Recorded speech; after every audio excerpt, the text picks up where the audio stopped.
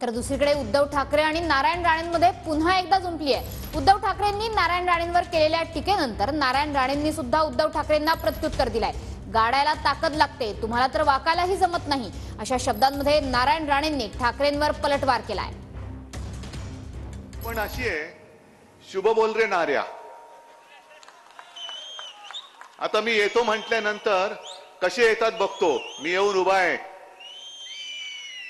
परत कसे जातात बघतो। तू आडवा येच, तुला गाडूनच पुढे जातो, आडवाच आहे तू।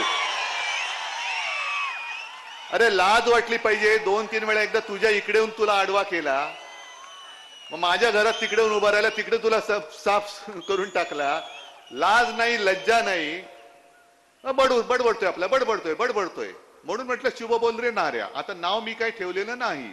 कसं जाणार? एक त्या गाड्याला ताकद लागते, वाकायला लागतं, ते तुम्हाला जमत नाही वाकायला। 20 पावलाच्या वर चालू शकत नाही आणि कोणाला गाडणार? नाव घ्या ना म्हणा, हे नको बोलू। शेवटी आम्ही माननीय बाळासाहेबांना आठवतो आणि त्यांच्या पुत्राबद्दल बोलताना जीवावर येतं। आमच्याबद्दल असं काय बोलू नका, आम्ही कृती करणारी माणसं आहे, आम्ही बोलणारी माणसं नाही आहोत।